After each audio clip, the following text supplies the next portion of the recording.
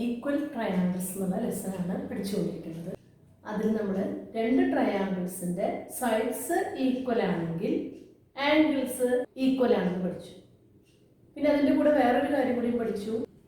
Equal സൈഡ്സിന് opposite ആയിട്ടുള്ള angles ആയിരിക്കും ഓരോ ട്രയാങ്കിളിനും ഈക്വൽ എന്നും പഠിച്ചു. ഇനി നമുക്ക് അടുത്തത് നോക്കാം. ഇവിടെ ഒരു ട്രയാങ്കിൾ വരച്ചിട്ടുണ്ട്. Triangle ABC. ട്രയാങ്കിളിന്റെ 3 സൈഡ്സ് 6 സെന്റിമീറ്റർ, 5 സെന്റിമീറ്റർ, 4 സെന്റിമീറ്റർ. ഇതിന് താഴെ നമ്മളൊരു ട്രയാങ്കിൾ കൂടി കൺസ്ട്രക്ട് ചെയ്യാൻ പോവാം. നോക്കാം നമുക്ക്. അപ്പൊ നമ്മൾ ട്രയാങ്കിൾ ABD എന്നുള്ള ട്രയാങ്കിൾ കൂടി വരച്ചു. അതായത് ഈ AB ബേസ് ആയിട്ട് തന്നെയാണ് താഴേക്ക് നമ്മൾ ട്രയാങ്കിൾ വരച്ചത്. അതിന്റെ സൈഡ്സും 4 സെന്റിമീറ്ററും 5 സെന്റിമീറ്ററും ആണ്. ട്രയാങ്കിൾ ഒന്ന് ഫ്ലിപ്പ് ചെയ്തെന്ന് മാത്രമേ ഉള്ളൂ മാറ്റം. അതായത് മുകളിലത്തെ ട്രയാങ്കിളില് 4 സെന്റിമീറ്റർ ഇവിടെയാണെങ്കിൽ താഴത്തെ ട്രയാങ്കിളിൽ 4 സെന്റിമീറ്റർ ഇവിടെയാണ്. ഇവിടെ 5 ആവുമ്പോൾ ഇവിടെ 5. അങ്ങനെ നമ്മൾ രണ്ട് ട്രയാങ്കിൾ വരച്ചു. ആ രണ്ട് ട്രയാങ്കിളിന്റെയും 3 സൈഡ്സും ഈക്വൽ ആണ്. അത് മാത്രമല്ല അതിലെ ഒരു സൈഡ് രണ്ട് ട്രയാങ്കിളിലും കോമണാണ്. ഈ രണ്ട് ട്രയാങ്കിളിന്റെയും 3 സൈഡ്സും ഈക്വൽ ആണ്. അപ്പൊ 3 സൈഡ്സ് ഈക്വൽ ആണെങ്കിൽ ആ ട്രയാങ്കിളിന്റെ ആംഗിൾസും ഈക്വൽ ആയിരിക്കും. നമ്മൾ കഴിഞ്ഞ ദിവസം പഠിച്ചു. അപ്പൊ നമുക്ക് എന്ത് പറയാം? ഈ രണ്ട് ട്രയാങ്കിളിന്റെ ആംഗിൾസും ഈക്വൽ ആണ്. ഏത് ആംഗിളിന് ഏത് ആംഗിളാണ് ഈക്വൽ എന്ന് നോക്കാൻ നമുക്ക് പഠിച്ചിട്ടുണ്ട്. ഈക്വൽ സൈഡ്സിന് ഓപ്പോസിറ്റ് ആയിട്ടുള്ള ആംഗിൾസ് ആണ് ഈക്വൽ. അപ്പൊ ട്രയാങ്കിൾ ABC കൺസിഡർ ചെയ്യുമ്പോൾ 4 സെന്റിമീറ്റർ എന്ന് പറയുന്നത് BC ആണ് 4 സെന്റിമീറ്ററിന്. അതിന് ഓപ്പോസിറ്റ് ആയിട്ടുള്ള ആംഗിള് ഈ ആംഗിളാണ്. ട്രയാങ്കിൾ ABCയിലെ 4 സെന്റിമീറ്റർ സൈഡിന് ഓപ്പോസിറ്റ് ആയിട്ടുള്ള angle CAB. Triangle ADB consider ചെയ്യുമ്പോൾ 4 സെന്റിമീറ്റർ ഓപ്പോസിറ്റ് ആയിട്ടുള്ള ആംഗിൾ ABD. നമ്മൾ പഠിച്ചതനുസരിച്ച് നമുക്ക് എന്ത് പറയാം? ഈക്വൽ സൈഡ്സിന് ഓപ്പോസിറ്റ് ആയിട്ടുള്ള ആംഗിൾസ് ഈക്വൽ ആണ്. അപ്പൊ angle CAB equal to angle ABD എന്ന് പറയും. അടുത്തത് ഏത് പേരാ? 5 സെന്റിമീറ്ററിന് ഓപ്പോസിറ്റ് ആയിട്ടുള്ള ആംഗിള് ഇതും ഇവിടെ 5 സെന്റിമീറ്ററിന് ഇതും. അപ്പൊ നമുക്ക് എന്ത് പറയാം? ഈ രണ്ട് ആംഗിൾസും ഈക്വൽ ആണ്. ആംഗിൾ എന്ന് പറയുന്ന angle CBA equal to angle BAD. രണ്ട് പേര് കിട്ടി നമുക്ക്. നമ്മൾ ഈ ഫിഗർ നോക്കിയപ്പോ ഈ ഫിഗർ രണ്ട് ട്രയാങ്കിൾസ് ജോയിൻ ചെയ്തതാണ്. അപ്പൊ നമുക്ക് ക്വാഡ്രിലാറ്ററൽ കിട്ടി. ക്വാഡ്രിലാറ്ററൽ ആണെന്ന് മനസ്സിലായി. ഏത് ടൈപ്പ് ക്വാഡ്രിലാറ്ററൽ ആണെന്ന് മനസ്സിലായിട്ടില്ല. അത് നമുക്ക് നോക്കാം. ഈ ലൈൻ AD ഒന്ന് എക്സ്റ്റെൻഡ് ചെയ്തു. അതുപോലെ ലൈൻ BCയും എക്സ്റ്റെൻഡ് ചെയ്തു. AB ഒന്ന് എക്സ്റ്റെൻഡ് ചെയ്തു. അപ്പൊ ഇവിടെ ഈ BC എന്നുള്ള ലൈനിനെയും AD എന്നുള്ള ലൈനിനെയും AB എന്ന് പറയുന്ന ട്രാൻസ്വേഴ്സല് കട്ട് ചെയ്തിരിക്കുകയാണ്. ഈ ആംഗിൾ CBAയും ആംഗിൾ BADയും കൺസിഡർ ചെയ്യുമ്പോൾ ആ രണ്ട് ആംഗിളും ഓൾട്ടർനേറ്റ് ആംഗിൾസ് ആണ്. ഈ ലൈനും ഈ ലൈനിനെയും ട്രാൻസ്വേഴ്സൽ കൊണ്ട് കട്ട് ചെയ്യുമ്പോൾ ഈ രണ്ട് ലൈൻസും ഓൾട്ടർനേറ്റ് ആംഗിൾസ് ആണ്. അപ്പോൾ ഈ ഫിഗറില് ADയും BC എന്നുള്ള രണ്ട് ലൈനിന് AB കട്ട് ചെയ്യുമ്പോൾ ഈ രണ്ട് ആംഗിൾസും ഈക്വൽ ആണെന്ന് കിട്ടി. അപ്പൊ നമുക്ക് എന്തറിയാം? ഓൾട്ടർനേറ്റ് ആംഗിൾസ് ഈക്വൽ ആണെങ്കിൽ AD എന്ന് പറഞ്ഞ ലൈനും BC എന്ന് പറഞ്ഞ ലൈനും പാരലൽ ആണ്. അപ്പോൾ AD is parallel to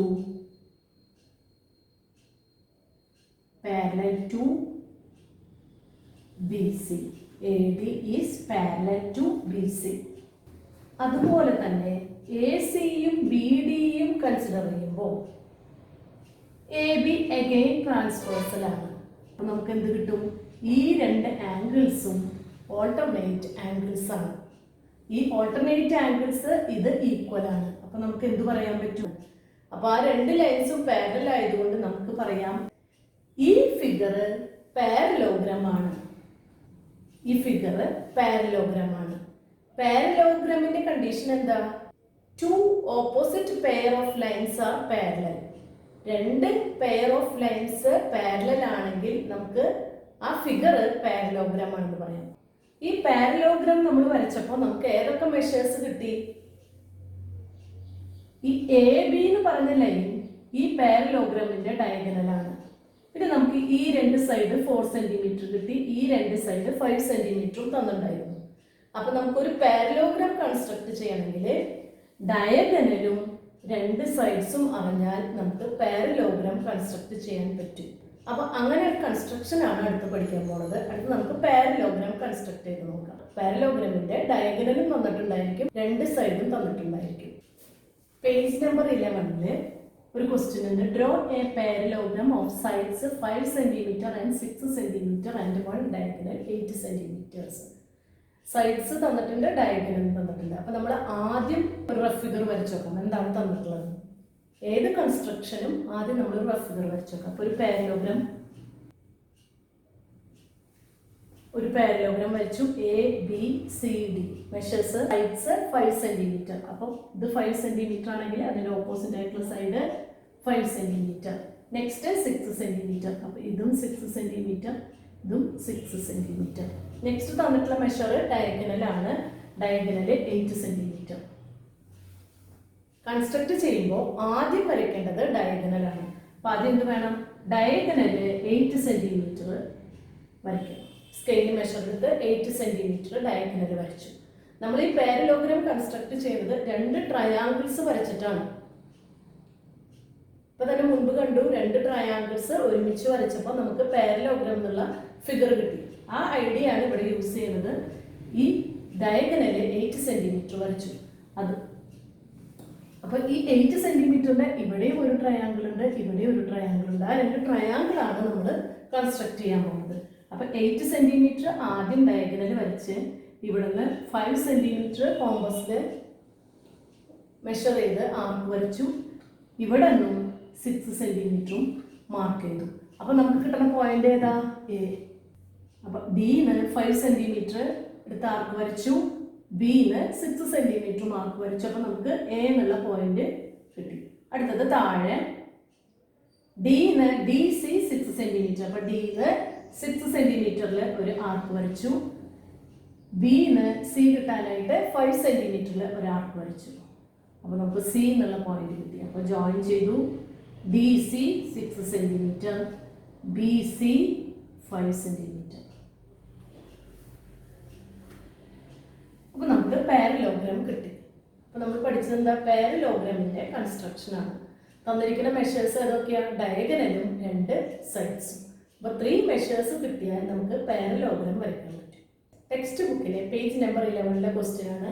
question ഇതാണ്. In each pair of triangles below find all pairs of matching angles and write down.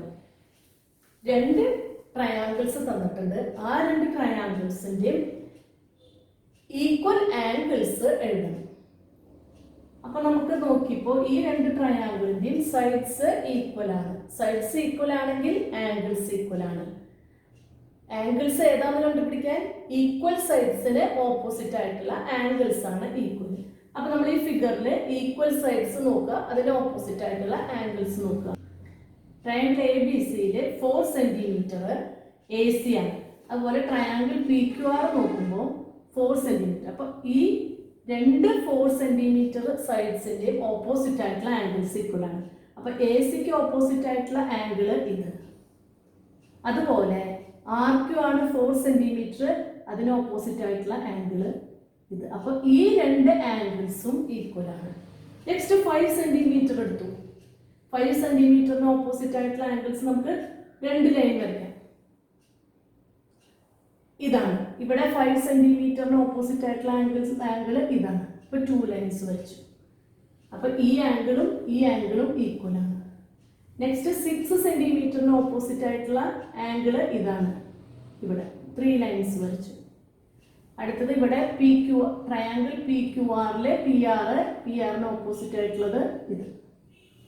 Easy ആയിട്ട് സൈഡ്സിന് ഓപ്പോസിറ്റ് ആയിട്ടുള്ള ഈക്വൽ ആംഗിൾസ് ഒക്കെ മാർക്ക് ചെയ്തു. ഇനി നമ്മൾ പെയർ ആക്കി എഴുതണം. അപ്പോൾ ആദ്യം ഈ ആംഗിളും എഴുതുമ്പോൾ ഈ ആംഗിൾ എ ബി സി.